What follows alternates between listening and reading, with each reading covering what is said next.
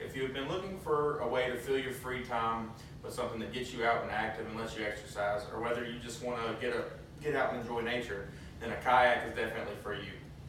My purpose today is to persuade you that purchasing and owning a kayak is better than purchasing and owning an inshore fishing boat. I currently own a Pescator 120 Pro kayak, which I obtained once I sold my 20-foot Mako with a Johnson 130 motor. There are many reasons why the benefits of owning a kayak outweigh the benefits of owning a small inshore boat.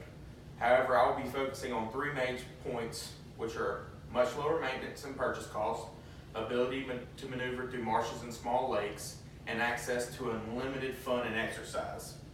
The first advantage kayaks have is much lower maintenance and purchase costs. To begin, we will be using a 2019 15-foot Mako Pro Skiff CC with trailer and 40 horsepower motor combo versus a 2019 Pescator Pro 120 kayak. The Mako combo retails according to MakoBoats.com, edited in 2019, for $14,995, while the Pescator kayaks retails according to Academy.com, edited in 2019, at $879.99. The price comparison alone is just for the beginning upfront cost, but it enters a gap of $14,115 in favor of the kayak. Now that we've covered the gap for the opening cost of kayak, let's take a look at regular maintenance costs between the two. As far as a boat goes, one must change the oil every 3 months as you would do for a car, and that's the only necessary monthly maintenance on a boat while it's new. As for a kayak, the only maintenance involved is spraying her down once you get her out the water and when you come in from being out. However, let's talk about one serious maintenance cost for the boat. If you're like me and my wife, the motor blows and it must be replaced. For the exact same motor currently mounted on the boat, it retails according to EdsMarineSuperstore.com, which was updated in 2019, at $5,400. As far as the kayak goes, the biggest thing that can happen maintenance-wise is you have to buy a new kayak, which retails at $879.99 as discussed above, creating yet another huge price gap between the two. Secondly, we have the kayak's ability to maneuver through marshes and small lakes. When it comes to navigating marshes and small lakes, the first danger that presents itself is the depth of the water. The Mako, according to MakoBoats.com, updated in 2019, needs at least 8 inches of water without anyone's side to simply float along. That number increases to 24 inches needed when someone is occupying the helm and the motor is trimmed far enough in the water to create thrust and power. This creates a problem for big parts as these marshes and small lakes are simply not that deep. However, I'm a 6 foot tall, 300-pound man and have measured myself paddling through 4 to 5 inches of water. The dangers on depth play out whenever you begin to bottom out. Bottoming out in a boat, for one, means the operator will have to jump into the water to free the boat and the motor from the mud.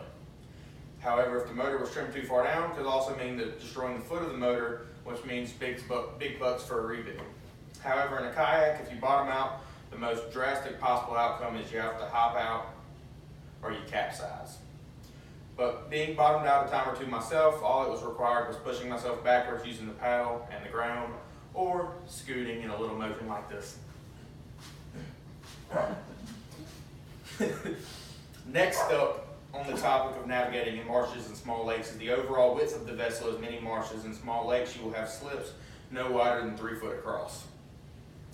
According to MakoBoats.com, updated in 2019, the Mako is 4 feet 9 inches wide, causing problems for these narrow mouths, while according to Academy.com, updated in 2019, the Pescator is only 2 foot 8 inches wide. This factor here is one of the biggest advantages, in my opinion, a kayak offers over a small inshore boat, because so many fish inhabit these small slips undisturbed by boats as well as overfishing. The third point is access to unlimited fun and exercise. When it comes to exercise, a boat has absolutely nothing to offer within that category, because much like a car, all you do is get in, start the motor, and drive. However, with a kayak, no matter the kayak, one is either paddling or pedaling, creating unlimited amounts of exercise, considering you have to do one or the other to go anywhere. According to Joshua Garza of AustinKayaks.com, despite appearances, you actually use more than just your arms when paddling.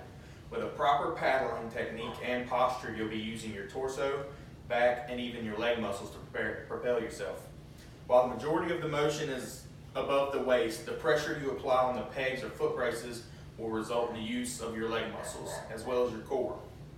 In summary, I've given 3 of the many various reasons on why purchasing and owning a kayak is better than purchasing and owning a small inshore fishing boat.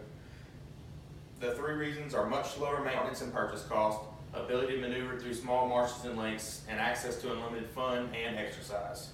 If you're ever faced with a decision between whether to purchase a small inshore fishing boat or a kayak, I hope that I've indeed given you all the information to steer you in the right direction, which is a small kayak, if you were wondering.